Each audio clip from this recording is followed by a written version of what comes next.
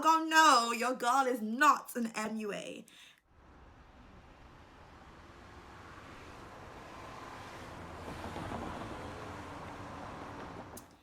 What's up, everybody, and welcome back to my channel. Welcome to Aqua's World, where we do everything and anything that comes to this mind of us and post it on the YouTube world for all to see. Yeah, thank you so much for coming back. Today I'm gonna play around with a topic that I kind of mentioned in my last video. If you haven't seen it, I'm not gonna say it's gonna come up here or here. Just go back on my channel and find it and watch that video in which I discussed, kind of what this channel is going to be about, what we'll be doing, what we'll be discussing, what you can kind of expect on this channel going forward, subject to change, as personality, nature, and the channel grows as well. So in that video, I mentioned that one of the things that I've been toying with is this idea of makeup and K-pop. Now, if you watch my very first video, y'all gonna know your girl is not an MUA, and I'm not really even a makeup enthusiast. I am just someone who is kind of neat to makeup, but I'm playing around with it. I'm trying to get to hands of it. I'm trying to improve, and I just happen to be documenting my journey and those processes on the internet, whether it's a wise decision or not. No, I think it's really amazing to see that, not everyone starts from a great place, but with consistency and with practice, we can all build and increase a skill that we didn't even know we had before. So that's where we are with makeup. As you can see, your girl has been practicing the eyebrows. In fact, I've gone ahead and done my eyebrows pre this videos because, as you saw in my very first video, I need all the help I can get. But you know what? Have a look. It's getting better now. It's improving. I'm improving. It's not perfect. I don't know if your eyebrows, actually no, I see some perfect looking eyebrows. I ain't gonna lie. It's not perfect, but it's improving and we're getting there, and that is all that I'm looking for, and that is all that I'm asking of myself. Again, disclaimer,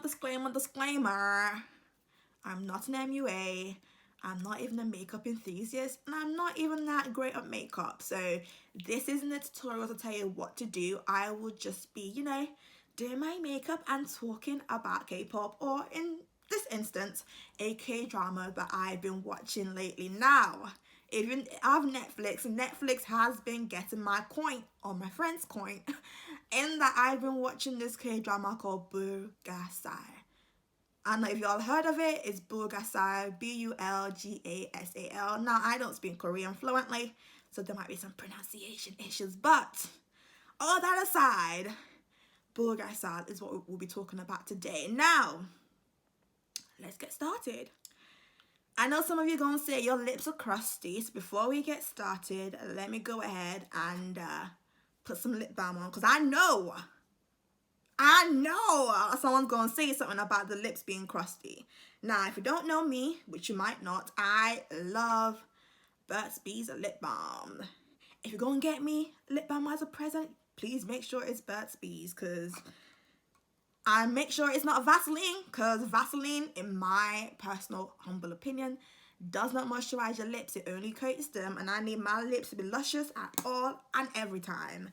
So today I'm using the Burt's Bees lip butter. I picked this up in Boots like a couple of months ago while it was on sale. So as you will see, it is being used. I think I've used this even more than back in the days when I used to use Vaseline, because I used to lose my Vaseline tins all the time. But I'll be using the Burt's Bees Lavender and Honey lip butter. I picked this up on sale many a months ago from Boots. Or was this? No, it was Boots, not Superdrug.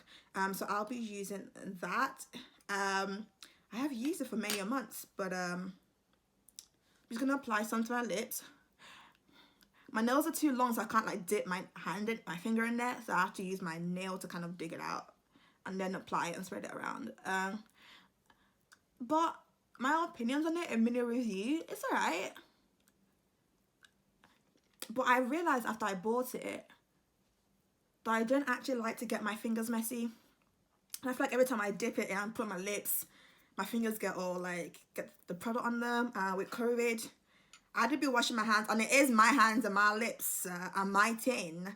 But you know what? I just prefer the ones in the tube where you just twist and apply, because I don't have to get fingers and stuff and all that jazz involved. So here we go.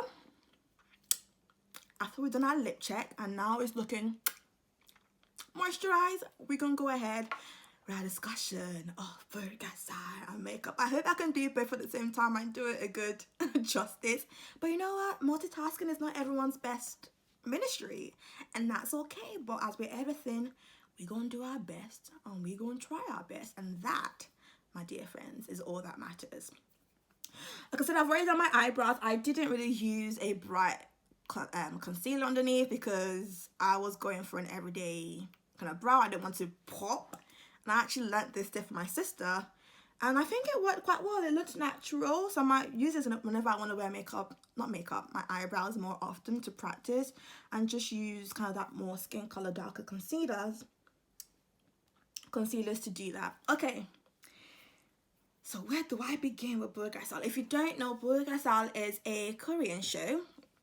It's a Korean drama in which kind of goes through the story of this, can I call him a demigod?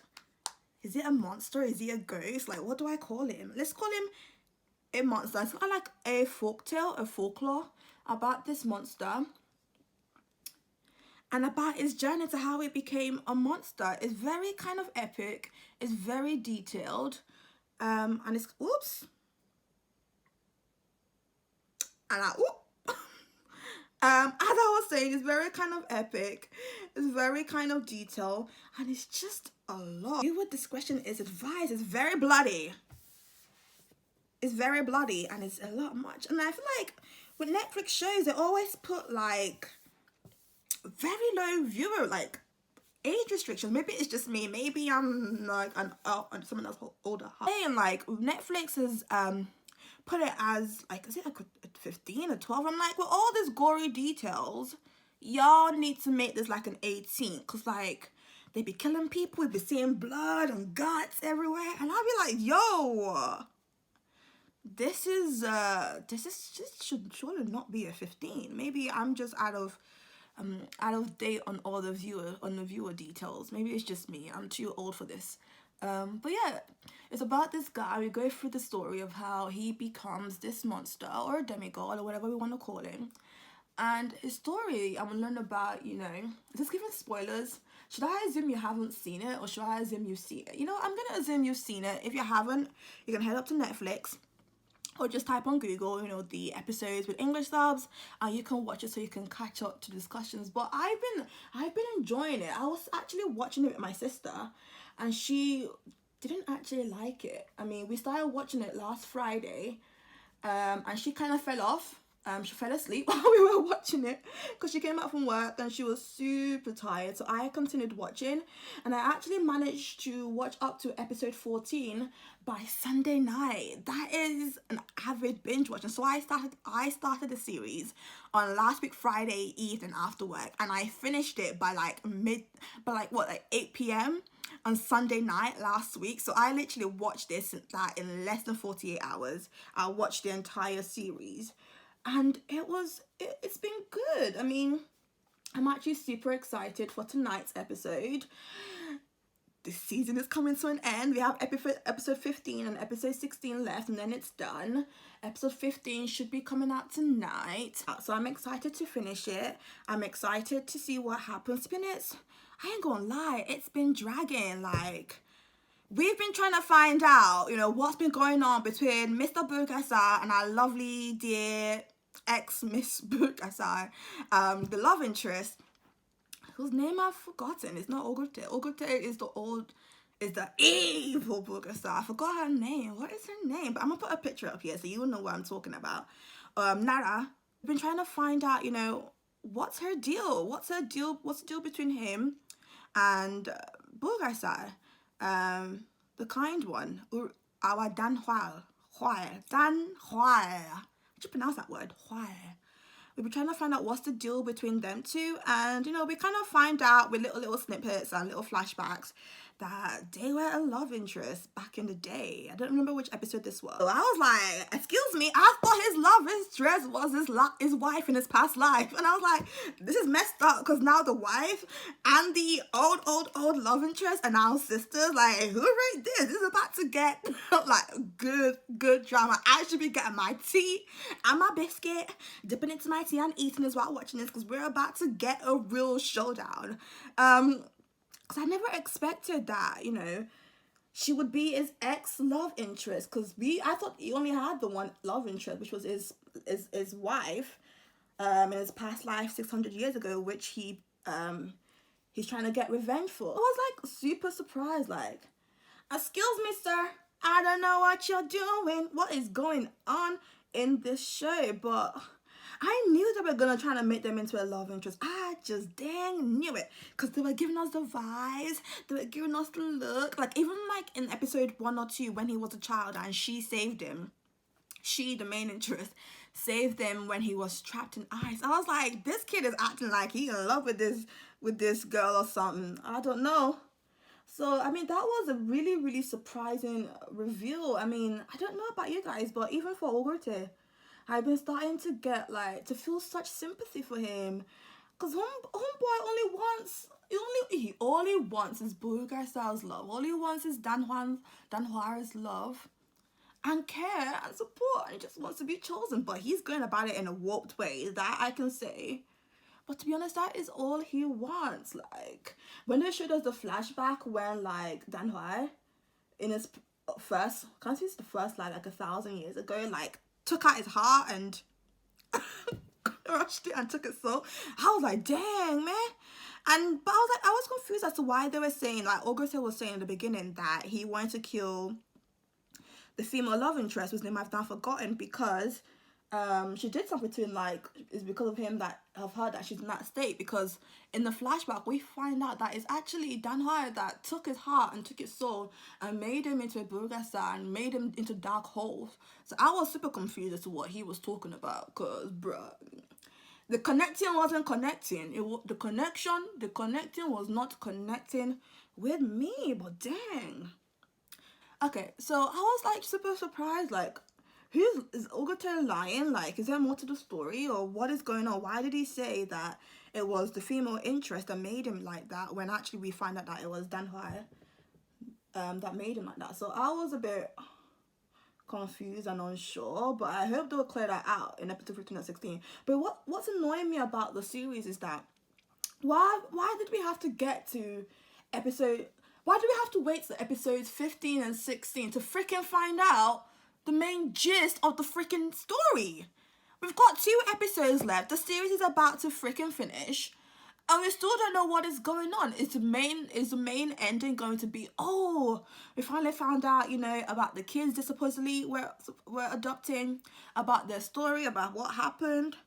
But like, if that's the case, we need more than 2 episodes to enjoy that storyline and get the most of it. I mean, I was talking to my sister about this, and she was complaining that, you know, the series is dragging, and I don't blame her. Even I think it's dragging somewhat, because the important things we should have known from the get-go. Why are we having to wait till episodes 15 and 16 comes out to find out? Like, literally the last 2 episodes of the series is when we're gonna find these things out. Like, what the hell? What the actual heck, like, is going on? What the heck is that? What the hell is going on with that?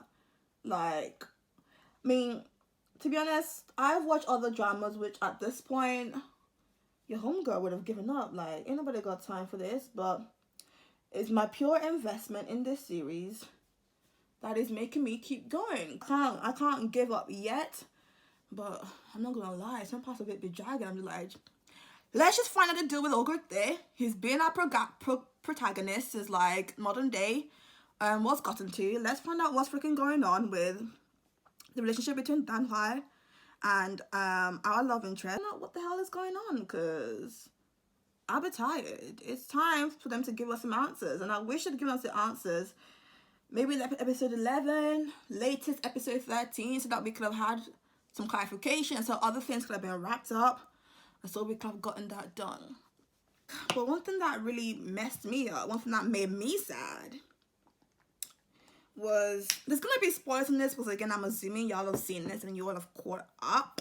So if you haven't, please click off now if you don't want this to be spoiled for you. But I was super, like, I was so upset when our, what's his son's name now, the blonde-haired guy whose name I've now forgotten, when he was stabbed, I was like, are you gonna do him this way?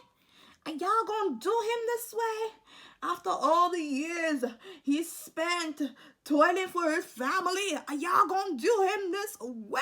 Are y'all gonna kill his kid? Y'all gonna kill his kid? Write a name, Jack a name. Are you that cruel? But I'm actually glad that he didn't die, because I was finna shed some fuck tears. I was like, dang, man. I was finna shed some fuck tears, but thank the Lord, I held firm. I said, no, dog. No, dog.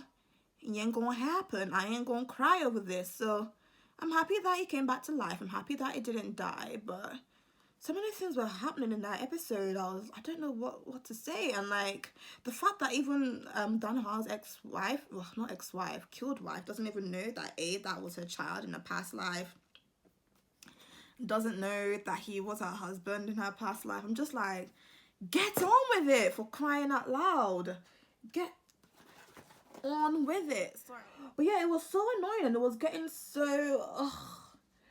I was going to the point where I'm just like, can somebody just do something? Because we're tired of these repetitions. Can she just know now? Can she just get to know what is going on? Because like, somebody help her, because we tired of being the only ones to know. And I was so upset. I was so annoyed because like, why did they not just go with the thing of the sister being the one to tell the protagonist that she was Bulgasal in her past life? We had to wait to freaking, what, episode 13 or 14 for them to figure that out. When they could have saved us the viewership hours and just made the sister, who can read freaking people's lives just by touching their hands, tell her sister. Then we could have freaking moved on to some more important topics in the story. Like how they're going to rebuild that relationship. How they're going to talk about that. Does that mean they're going to rush it in the last 2 episodes and rush all of that? I've just been tired. I just be like, all the time they will tease us. Oh, she'll be like, let me read your past life for you. I can do it. And then she'll be like, should I? Oh, I don't want to know. Should I? I don't want to know. And then they get halfway. The freaking psychic lady comes and be like, don't read the past life. And I'm just like, no, read the past life, because we all want to know. We have invested so many of our viewership hours in it. It is now time for this piece of news, not news, to be told. Because I'll be tired. I'll be tired. I'll be freaking tired. I just want to know what the hell is going on, so that I can know whether to keep investing my time or not. But I suppose that's how they make a good series, right? They keep you guessing, they keep you unsure, so that you keep watching. So you keep watching, and they keep getting their viewership money and their viewership points. But I ain't gonna lie, I'm not. So yeah, I mean, I'm loving the series, but a lot of things are just annoying me that I just wish were not annoying me. I wish they had just gotten to the point and gotten on with it. In the words of the British, just get on with it and give us what we want. But you guys, how have you been finding the series? Did you like Bulgasal? I'm sorry I haven't given a more in-depth review. I mean, I think it's quite hard to do like all 14 episodes in one sitting, because even I'm like I'm trying to think of where to start from, what to skip, what not to skip. But what are your thoughts about the series ending? Are you looking forward to it? Are you looking forward to the series end? Are you looking forward to us finally finding out what the hell is going on with these two? What the hell went on in their past life? Are you looking forward to that? Or are you just done with it? Did you never start? If you didn't start, why didn't you start? You just thought it was boring? Or did you start and stop like my sister? She is still on episode 4. My gosh, she is still on episode 4. Did you start and stop? If you started and stopped, why did you start and stop? You didn't find it interesting? You thought it was boring? Or the characters did your head in? What was the problem? let's find out. Let's talk. Let's discuss. Let's talk. Let's discuss. Let's find out what the issue was. I wanna get your thoughts on this because, I mean, I'm liking it. There are a lot of places where I'm just like, for goodness sakes, been through this. We've been through this. Let's just get it the heck over with and done with. Like, let's stop rehashing the same things. Let's stop rehashing the same issues. Like, girl, get the hell out of here. Just get it done. But I don't know, is that the same for you guys as well? Do you feel the same way, or are you just trying to make the most of it? I don't know. I mean, I'm gonna watch the series finale. I'm gonna set my timer this evening to watch episode 15. I don't even know what is gonna happen at this point. I mean, I'm gonna be so annoyed if the season finale is us just finding out why she's Bulgasal. Like, yo, y'all didn't have a better finale. Like, y'all didn't have a better finale planned out, but that's been the theme for the first episode. You could have sorted that theme and given us something more juicy. Like, the hell? I would be annoyed. But what can we do? Like, seriously, what can we do?